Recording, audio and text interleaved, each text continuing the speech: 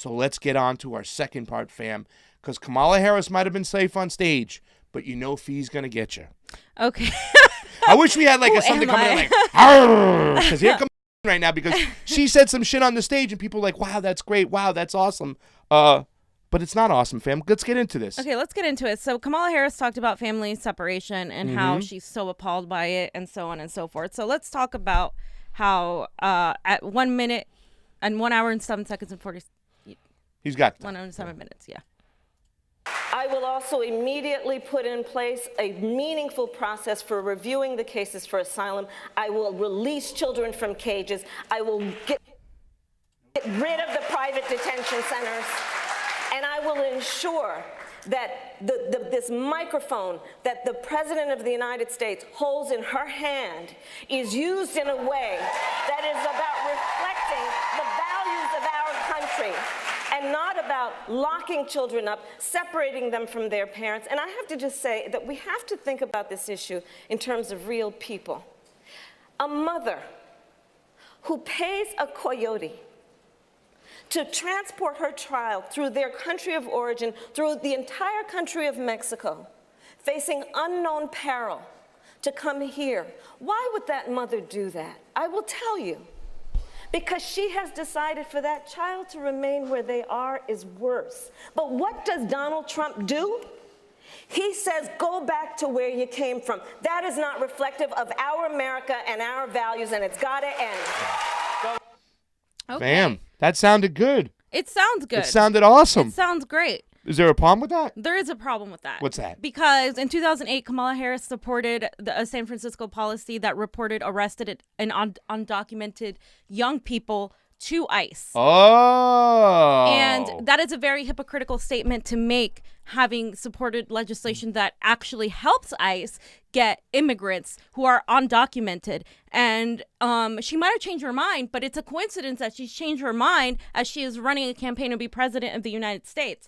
And many of you know that I have posted on Twitter several things about Kamala Harris. And this isn't just because I don't like her or anything like that. I wish I could like her. I don't like her. I don't. But it's not just because of that. She also loved talking about separating families from children as being awful. But she actually was famously the attorney general who promoted bills to reduce truancy. Truancy is when a child is left after school. We talked about this before for over 30 minutes, and they consider them more likely to fail. So what she then did was encourage parents who had of children who had this truancy to be arrested or separated from their kids. Yep. And in turn, that led to more people in jail. And who are those people in jail? Those are Black people, Latin people, and people of color who she was directly targeting. Yeah, and I think I saw an article one time that said Kamala Harris wasn't tough on crime. She was tough on Black people because that's who her policies affected the most. Fam, do you have anything to say about that? Because I just want to send some quick shout outs before you get on to the next really thing. Let me just see if I have anything. You have more on truancy? No. Okay, we're good. So let's just say, fam, that we're going to need a Fugazi button because as this thing starts off, we see, and then once again in the early debates, I think they can get away with this. But as the pack slims, as it shreds down, as we get one-on-one, you can't avoid people. You can't avoid topics, and they're going to call you out on this shit. And this right here, all this fugaziness about talking about people and kids in cages, and look at her. Fam, exposed. Let me say some hi to some people. 92 on the CONVO couch. Woo! YouTube. Kalita, how are you doing? Keen James, still in there with us. We love you. Anthony Reyes. Jake Bagel. I like to call you Jake the Bagel. Who's that? Tim Flawbug? Well, look what he said. Kamala took donations. Yes, I have a picture of showing that Kamala took donations from Trump. It's crazy. We're going to expose that shit, too. Edward Klein still in there from the MCSE Network. David Michella. Dave Alberts. Critique the corporatist ideology. We love you. Haley. Thank you so much. Guys, go on over to our CONVO Couch YouTube. We need the likes, shares, and subscribes. And if you got a few bucks, we'll talk about that. We're going to do a really quick super chat. It's from Krillin876. We love you, Krillin. Imperialism is a factor, not completely at fault. U.S. did not create MS-13. Why is Mexico seem innocent? Mexico brutalizes migrants. They might brutalize migrants, but we caused the migrants in the first place. Sorry, go ahead, Pam. And also what's happening with Mexico is something that we want to do more research on too, because Obrador was supposed to not necessarily be the guy that cooperates with Trump when it comes to the immigration issue. And now they're sending their troops there to keep these migrants away. But we also have to think about the fact that Mexico can't really afford to have all of these people coming in either. So what the situation is that we have caused the situation in Central America. And now we're attempting to wash our hands and put these people in camps and concentration camps, whatever you want to call it. Them, yeah. That's not the point here. But the fact is we need a solution quick, because the conditions these people are under are completely inhumane, and this is a humanitarian crisis more than it is now an immigration issue, but it's also a war and regime change issue, which is the point that we are all trying to make here. Really quick, I just want to say hi to these people. Come jump over to the Convo Couch YouTube.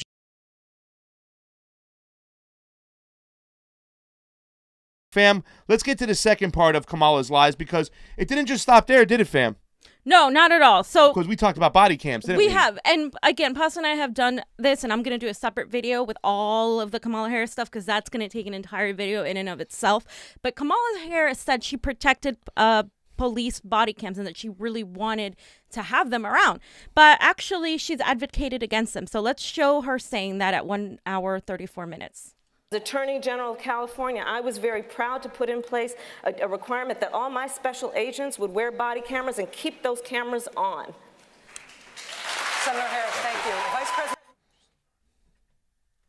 Awesome. Okay, so you guys saw that she said that. So let me go over here and show you guys what exactly she advocated for. And she was disagreeing with the statewide police body camera regulations. And this is something that a lot of people don't know about if you're not from California, right? But we live in California. We know who Kamala Harris is. We know she's not a friend of the people. Specifically, she's a cop. That's what you always hear. Kamala Harris is a cop because she is. She was also accepted. She didn't go after Mnuchin, and she was the only one who he donated to in the Senate. Yep. If you remember. And it's these things. There's countless things with Kamala Harris, but I want to call out her hypocrisy. Her hypocrisy is unnerving to me. She's standing over there, and she's manipulating words and things to lie to the American people, and she's politicizing at every chance she gets, using race. And I know the issues that are happening with race, but here's the thing. When you politicize and manipulate it, that's where you get people who go away from the Democratic Party and jump either away completely and don't vote, or go to the Republican Party. Because the Democrats do this constantly and give the Republicans a reason to come back and attack. Fam, you hit it out in the nose. If you think that the same kind of behavior which is almost identical to the 2016 behavior of the Democratic Party, where they can be so hypocritical, where their whole argument is that, our level of hypocrisy is not as bad as their level of hypocrisy. We went to the Bill Maher show last week to support Tulsi. We were the ones out there in the audience, and they actually said in that friggin' show that, we have our own form of gerrymandering and suppressing votes, but it's not as bad as the Republicans. Like they keep listen, people are just not going to show up. They're going to say, I'm not going to vote at all. And that's what we risk if we allow ourselves to fall into these bullshit, platitude-y kind of supports of Kamala Harris and the Cory Bookers and the Pete Buttigieg's out there. And by the way, I think we hit over 100 people on that. We did. What are we at? What's the number? Johnny's going to make me do double push-ups. Ooh, 107. If you go to our Patreon, I'm going to do 40 push-ups. I'm going to try to do 40 push-ups at one time, because I told Johnny I would double the push-ups if we got over. I would do 20 push-ups if we got over 73. I swear we're not turning into the Biggest Loser fam, right? No, we are. I'm going to lose weight. If you guys keep on proving me wrong, and I said if we go over 100, Johnny, I'll do double the push-ups. So, Johnny, I owe Johnny 40 push-ups, and hopefully when we play this game and I knock fam on her ass because I'm a sore loser. You guys want me to cry getting on Pasta side. That'll be hilarious. Yeah, you got to get 6 out of 6. And we're going to do that very shortly. Fam? Okay, let's get to listen, guys, this part coming up over here. If this shit doesn't light a fire under your ass, watch what Kamala Harris does. Go ahead, please. Let's get a little Roshan on there. My boy. Kamala. Shout out to Roshan. Kamala used Biden and the Booker story for political points on race, saying that she was the child that one of the children that was bused and during segregation and all of that. Let's first see what exactly she said. Do we have to? Yeah. I'm going to get yeah, nauseous. We do have to. You know something? Because I'm going to Fiorella? touch on every single point. Oh, my she God. made. Let me tell you something. Issue of race. Senator Harris, And so what I will say is if that I could preface this, we will give you 30 seconds agree. since we're going to come back to you on this again in just a moment. Go for 30 seconds. Okay. So on the issue of race, I couldn't agree more that this is an issue that is still not being talked about truthfully and honestly. There is not a black man I know, be he a relative, a friend, or a coworker, who has not been the subject of some form of profiling or discrimination. Growing up, my sister and I had to deal with the neighbor who told us her parents couldn't play with us because we were black. And I will say also that in this campaign, we've also heard, and I'm going to now direct this at Vice President Biden, I do not believe you are a racist. And I agree with you when you commit yourself to the importance of finding common ground. But I also believe, and it's personal, and I was actually it was hurtful to hear you talk about the reputations of two United States senators who built their reputations and career on the segregation of race in this country. And it was not only that, but you also worked with them to oppose busing. And, you know, there was a little girl in California who was part of the second class to integrate her public schools. And she was bused to school every day. And that little girl was me. So I will tell you that on this subject, it cannot be an intellectual debate among Democrats. We have to take it seriously. We have to act swiftly. As Attorney General of California, I was very proud to put in place a requirement that all my special agents would wear body cameras and keep those cameras on. Senator Harris, thank you. Vice President Biden. Okay. Hold on, fam. Hold on. I'm getting nauseous because, you know, and listen, I don't want to seem insensitive to this talk, and I understand that we get this whole thing is that as soon as you talk against this, oh, you're a privileged white man saying that shit. No, bullshit. She's weaponizing her race. Oh, wait, shut up, Pasta. She's weaponizing her race. Thank you, you can say that. And she's using it in a politically manipulated way. Yeah. And honestly, this ends up hurting Democrats, because now you're going to have some people rooting for Biden because they see right through her hypocrisy. And then you're going to have the black community, some of them rooting for Kamala Harris. Okay. Yep. And it's going to create more of a division actually than a unity. And they're doing it at the expense of the American people, because our issues aren't being discussed as they are simultaneously talking at each other. And look at Bernie Sanders right there, staying away from the drama and sticking to the issues. So let me go ahead and... Did I do a good Diamond and Silk? That was my Diamond and Silk. Have you ever watched Diamond and Silk? No, I don't know what you're talking well, about. There's just one person that says everything and the other person goes, yep, yeah. So I was doing my good imitation there and whatnot. But go anyways, fam, because I want to buy a T-shirt. Right, exactly. So right away, we can know that this is disingenuous and that she's been prepping for this because her team posted, of course, she's got a great media team, a picture of her as a little girl. Oh my God, that is so great. There was a little girl in California who was bused to school. The little girl was me. A lot of us were bused to school, okay? But she's manipulating this yet again. So there's Kamala Harris. And then they started selling $30 T-shirts. That little girl was me. This is on our website to commemorate the viral tweet. And this is just wonderful, fam. Let's politicize this, make it a T-shirt, and get America rolled up against Joe Biden or against racism without actually doing anything to fix it, and by supporting a candidate who's jailed more black men and women than every other person except... Actually, she's probably done it more than Biden because of her position as a prosecutor, right? Biden wrote the crime bill, but they're both terrible. I'm the guy. And what an opportunist. I mean, this is the same opportunist who was asking for donations for Stacey Abrams and then taking a piece of it as it goes along. Remember that shit too? Yeah. I mean, this woman is the worst.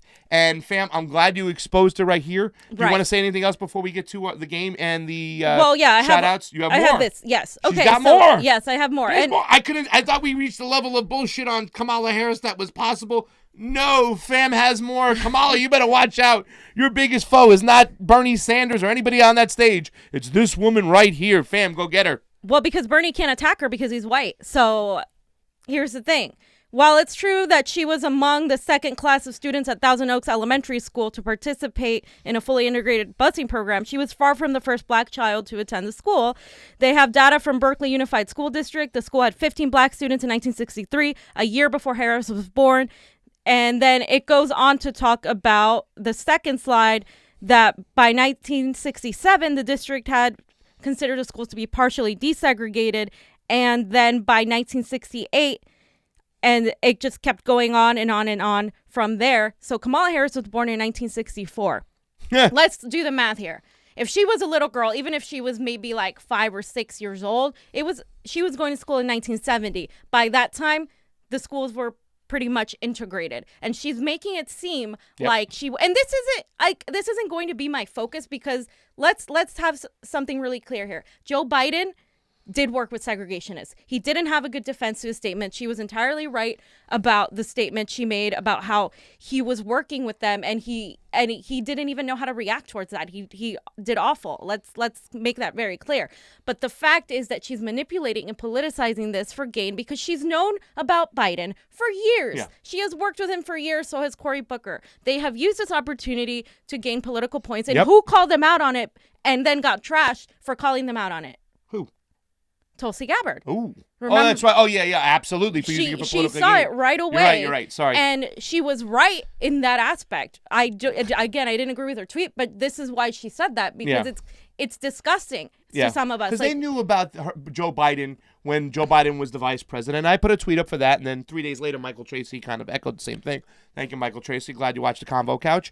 But, I mean, it's so true. They didn't say bupkis when Obama was making Biden the second most powerful man in the world. Nothing. Crickets. Now, all of a sudden, when you can use it for political gain, you use it. So I had a few more things, fam, but I'm just kind of going to go through it quickly. Let's just talk about the fact that I'm going to make another video with everything else going on, but she's hurt people of color the most with the 3 strikes policy. Yep. She has resisted efforts to have her office investigate police killings. Yep. Okay.